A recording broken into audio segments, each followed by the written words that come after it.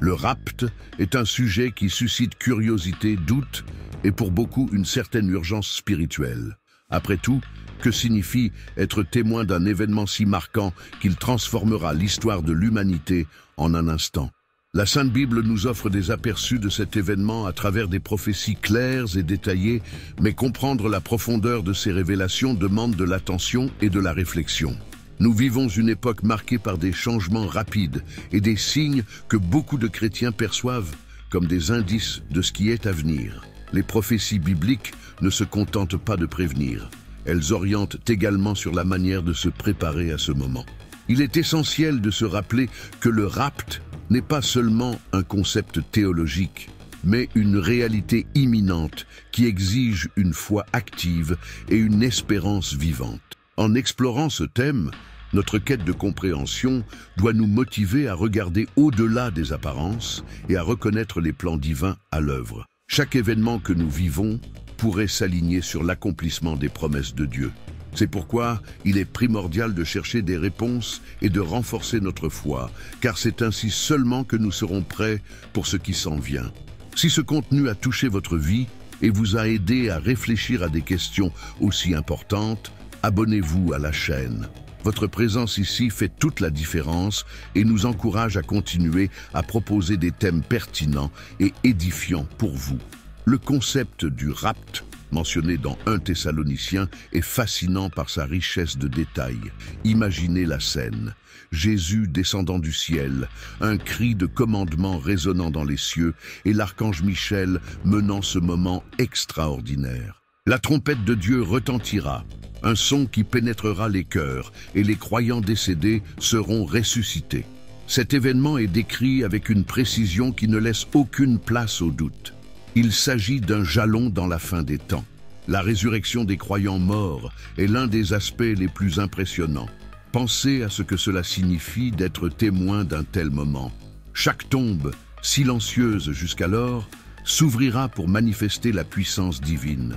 Et la trompette, la trompette, son son est associé à un ordre céleste, signalant que l'éternité est sur le point de se révéler à nos yeux.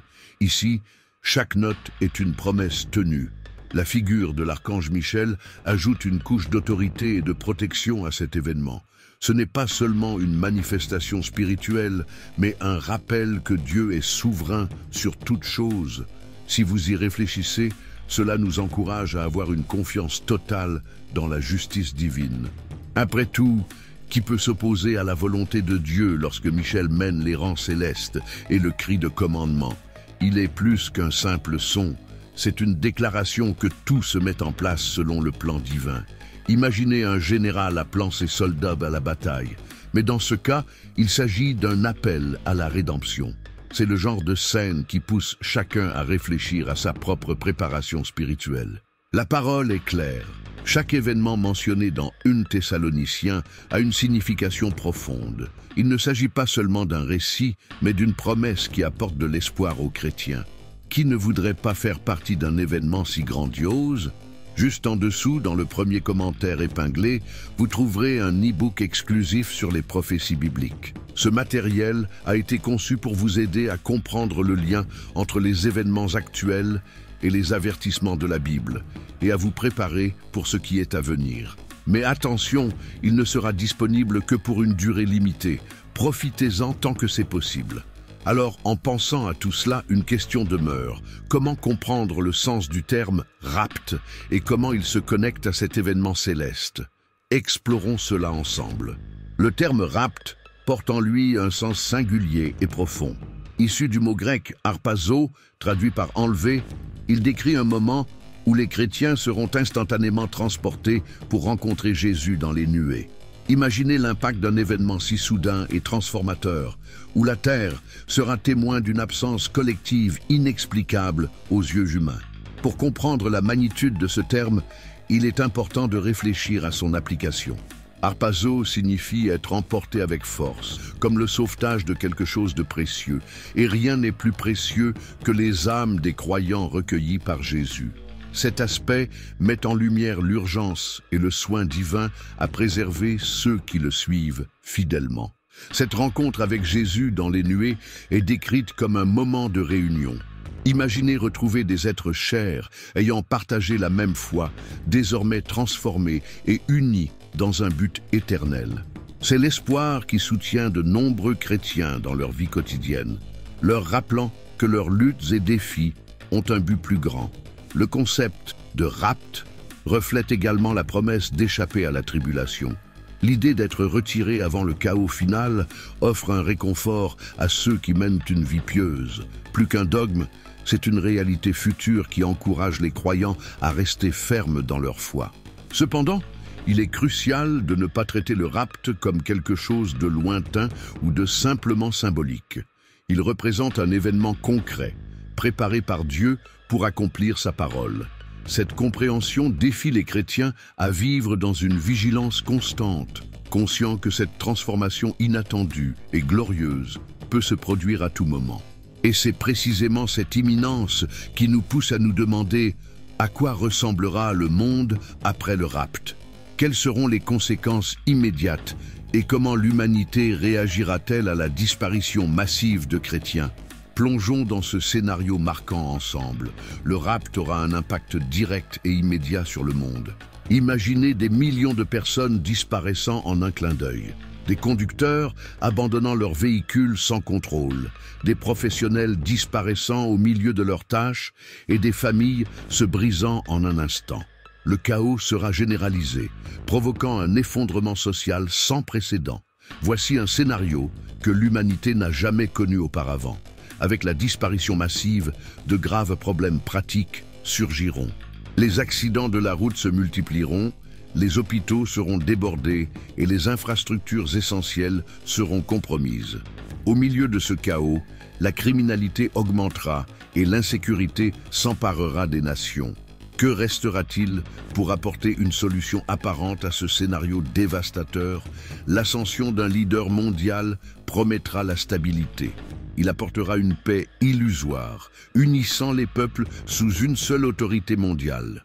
Mais derrière ce discours se cacheront des intentions occultes, façonnées pour le contrôle et la manipulation. Ceux qui resteront devront être vigilants, car les signes seront clairs pour ceux qui connaissent les prophéties bibliques. En temps d'effondrement social, la foi sera mise à l'épreuve. Beaucoup chercheront des réponses dans toute source, offrant un semblant d'espoir, mais peu reconnaîtront la vérité. Ce moment critique exigera un discernement spirituel pour ne pas succomber à la fausse paix promise par le leader mondial. La disparition massive est une manière pour Dieu de signaler que ses paroles s'accomplissent. Pour beaucoup, ce sera un choc. Pour d'autres, une confirmation de ce qu'ils ont toujours cru. Ce scénario n'est pas purement imaginatif. C'est une prévision documentée par la Bible sainte, nous avertissant de rester toujours prêts. Maintenant, je vous pose la question. Comment percevez-vous cet événement si marquant? Partagez votre opinion dans les commentaires ci-dessous. Votre point de vue peut inspirer et renforcer la foi de ceux qui lisent. Après tout, c'est en partageant que nous nous édifions mutuellement. La période de tribulation décrite dans les Écritures est une période de 7 ans qui marquera profondément l'humanité. Elle est divisée en 2 moitiés distinctes. Les 3 premières années et demie seront marquées par une fausse paix dirigée par l'Antéchrist, tandis que la seconde moitié sera caractérisée par des jugements divins intenses. Cette période est mentionnée comme un temps d'épreuve mondiale, sans précédent. La première moitié de la tribulation sera marquée par une apparente stabilité. L'Antéchrist émergera comme un leader mondial charismatique, offrant des solutions aux problèmes les plus urgents de l'humanité. Beaucoup le suivront, croyant qu'il est la réponse aux crises globales. Cependant, cette paix ne sera qu'une illusion, dissimulant les véritables intentions de ce dirigeant. Dans la seconde moitié, connue sous le nom de Grande Tribulation, le véritable caractère de l'Antéchrist sera révélé. Il rompra les accords précédents, se déclarera Dieu et exigera l'adoration. Durant cette période, le jugement divin s'abattra sur la terre, avec des catastrophes naturelles et des événements surnaturels provoquant une dévastation à l'échelle mondiale. Les Écritures décrivent ce temps comme une opportunité ultime de repentance. Malgré les souffrances, beaucoup reconnaîtront la souveraineté de Dieu et se tourneront vers lui en quête de salut. Pour les chrétiens qui resteront, ce sera une période d'épreuve extrême de leur foi, où la persévérance sera indispensable pour résister aux pressions et aux persécutions. La tribulation sera également marquée par des événements cosmiques impressionnants. L'Apocalypse évoque des étoiles tombant du ciel, des tremblements de terre dévastateurs et le soleil s'obscurcissant. Ces signes alertent non seulement sur la gravité des temps, mais confirment également l'accomplissement des prophéties bibliques, montrant que Dieu est aux commandes. De plus, l'économie mondiale sera profondément impactée. La marque de la bête sera introduite et personne ne pourra acheter ou vendre sans elle. Cela obligera beaucoup à prendre des décisions difficiles, exposant leur loyauté et testant leur courage face aux pressions du système mondial corrompu. Les croyants qui traverseront cette phase joueront un rôle crucial en tant que témoins de la vérité de Dieu. Même sous une persécution intense, ils seront une lumière au milieu des ténèbres, proclamant le message de l'Évangile et appelant les autres à la repentance. Leur foi sera une démonstration puissante de la gloire de Dieu en temps de tribulation. Enfin, la tribulation nous invite à réfléchir sur l'importance d'être spirituellement préparés. Savoir ce qui est à venir ne suffit pas. Il faut agir en obéissance à Dieu et vivre de manière à démontrer notre confiance en ses promesses. Cette préparation est un thème qui se connecte directement aux différentes visions sur l'enlèvement que nous explorerons dans le prochain sujet. Les différentes interprétations de l'enlèvement ont donné lieu à 3 visions principales, chacune offrant une perspective unique sur le moment où les chrétiens seront retirés de ce monde. Le pré-tribulationnisme, par exemple, soutient que l'enlèvement aura lieu avant la tribulation, une période de 7 ans de jugement divin. Pour les partisans de cette vision, le retrait des croyants est un acte de miséricorde de Dieu, les épargnant des souffrances imminentes. Le milieu de la tribulation, en revanche, propose une interprétation différente. Selon cette perspective, l'enlèvement se produit au milieu des 7 ans, après la fausse paix instaurée par l'Antéchrist, mais avant les événements les plus catastrophiques de la Grande Tribulation. Cette vision suggère que les chrétiens témoigneront d'une partie du chaos, mais seront épargnés des jugements divins les plus sévères. Enfin, le post-tribulationnisme propose que l'enlèvement aura lieu à la fin de la tribulation, lorsque le Christ reviendra dans sa gloire pour établir son royaume. Pour ceux qui croient en cette vision, les souffrances des 7 années servent de test de foi et de persévérance. Ils considèrent la résilience au milieu des épreuves comme une façon de glorifier Dieu. Ces 3 visions offrent des leçons spirituelles distinctes. Le pré-tribulationnisme met l'accent sur l'espoir d'un secours. Le milieu de la tribulation souligne la nécessité de faire confiance à Dieu, même dans les moments difficiles. Et le post-tribulationnisme insiste sur l'importance de la persévérance. Toutes ces perspectives, cependant, s'accordent sur un point. Le Christ reviendra pour chercher les siens. L'histoire de l'Église montre que ces interprétations sont apparues au fil des siècles, reflétant la diversité de pensées parmi les érudits des Écritures. Depuis les premiers chrétiens jusqu'à nos jours, l'attente de l'enlèvement a façonné la manière dont les fidèles vivent et se préparent spirituellement. Quelle que soit la vision adoptée, l'appel reste le même. Être prêt. Cela signifie vivre de manière vigilante, cultiver une relation profonde avec Dieu et garder l'espoir vivant. La certitude du retour du Christ est une ancre spirituelle qui soutient les croyants dans toutes les circonstances. Les débats sur le moment exact de l'enlèvement ne devraient pas diviser les chrétiens, mais plutôt encourager une quête plus profonde de la vérité des Écritures. Chaque perspective offre une opportunité de réflexion et d'apprentissage, renforçant la foi et la communion entre les fidèles. Enfin, ces visions nous amènent à une question centrale. Comment pouvons-nous appliquer les enseignements de chacune d'elles à notre vie quotidienne tout en restant fermes dans l'espoir du retour du Christ? Cette réflexion nous prépare au prochain sujet, où nous explorerons l'argument du pré-tribulationnisme. Le pré-tribulationnisme repose sur l'idée que les 7 années de tribulation représentent la colère de Dieu, dont les chrétiens sont épargnés. Cette vision s'appuie sur des passages affirmant que les fidèles ne sont pas destinés à la colère, mais au salut par Jésus-Christ. Pour beaucoup, cette promesse est un réconfort au milieu des incertitudes du monde actuel, renforçant l'espoir d'un sauvetage imminent. Les défenseurs de cette perspective soulignent que le sacrifice du Christ a déjà payé le prix des péchés de l'humanité, éliminant la nécessité pour les chrétiens de passer par le jugement divin. La croyance dans le pré-tribulationnisme est souvent associée à une sécurité dans la grâce de Dieu, rappel constant que le salut est un don et non quelque chose à mériter. Un autre fondement du pré-tribulationnisme est le concept d'imminence.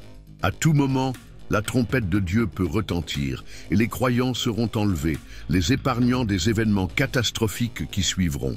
Ce sentiment d'urgence pousse beaucoup à vivre avec une attente constante, en faisant de leur foi et de leur engagement envers Dieu des priorités absolues. Un exemple pratique de cette mentalité peut être observé dans la manière dont les communautés chrétiennes du monde entier se préparent spirituellement. Beaucoup consacrent du temps à la prière, à l'étude de la Bible et au renforcement des liens communautaires, cherchant à être prêts pour le moment où ils seront appelés. Cette préparation est une expression tangible de leur foi dans la promesse divine.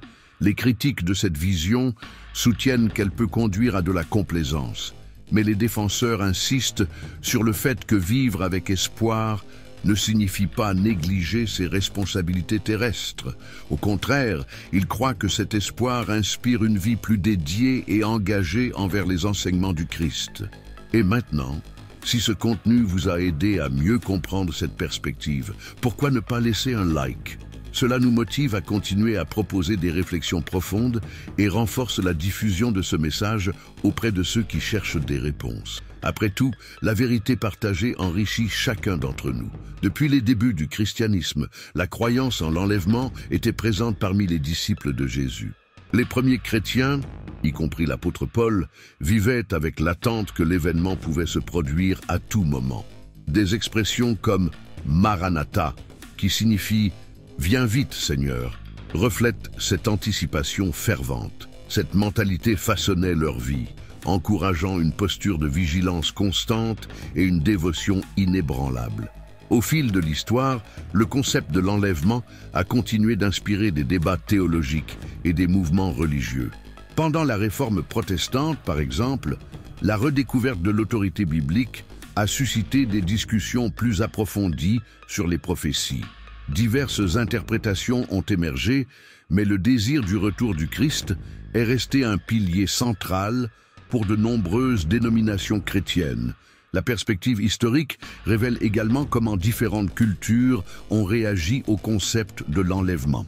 Au Moyen Âge, il était souvent associé à des peintures et des sermons, mettant en avant à la fois le jugement et la rédemption.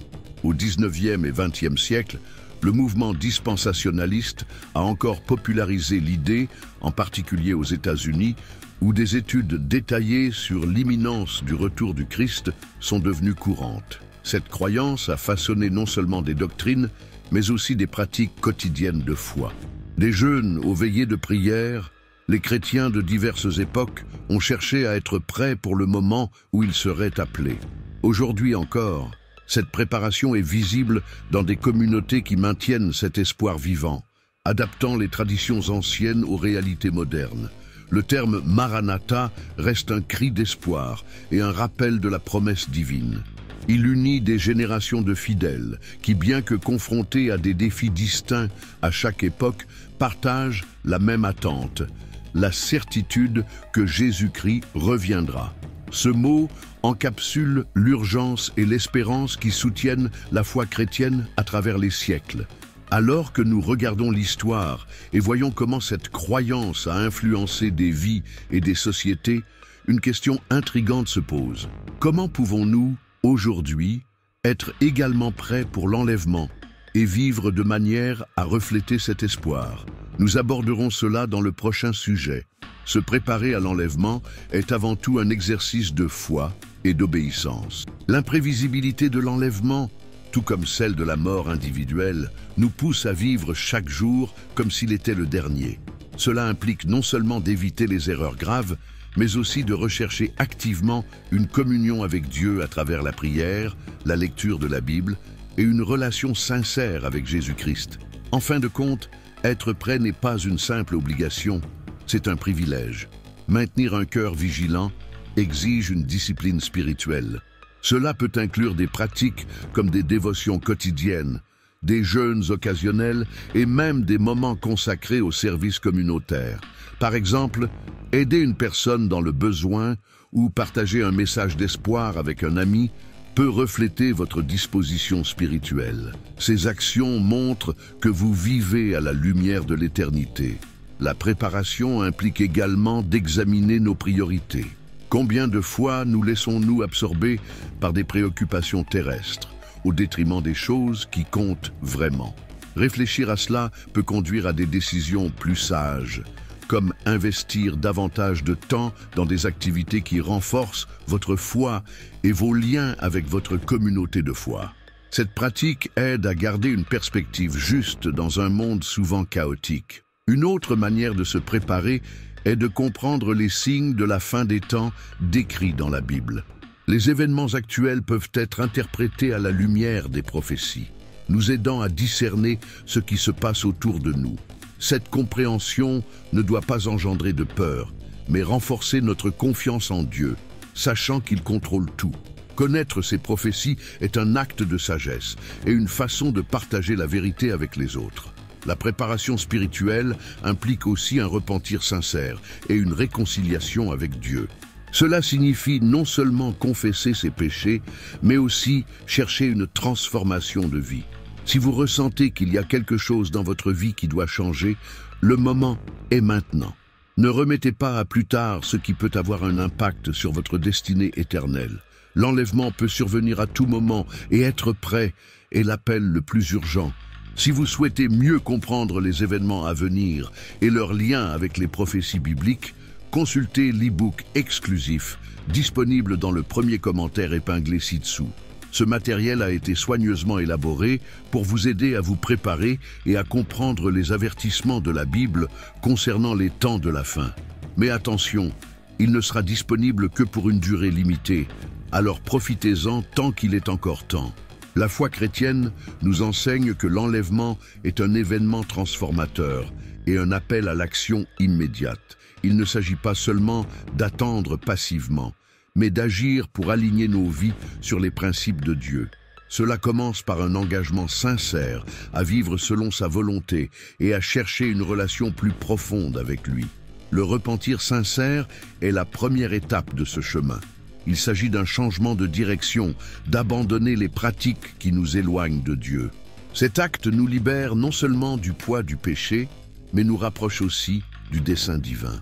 Chaque décision de changer est une opportunité de croissance spirituelle. La prière joue un rôle crucial dans cet appel. C'est le moyen par lequel nous nous connectons directement à Dieu, lui présentons nos préoccupations et cherchons sa direction. Intégrer des moments réguliers de prière dans notre routine n'est pas seulement une pratique spirituelle, mais une source de force et de clarté pour affronter les défis quotidiens. La lecture de la Sainte Bible est un autre élément essentiel. Les Écritures nous offrent une direction, un réconfort et un discernement sur la manière de vivre en des temps incertains. Consacrer du temps à méditer sur les paroles de Dieu nous aide à comprendre les prophéties et à renforcer notre confiance en ses promesses.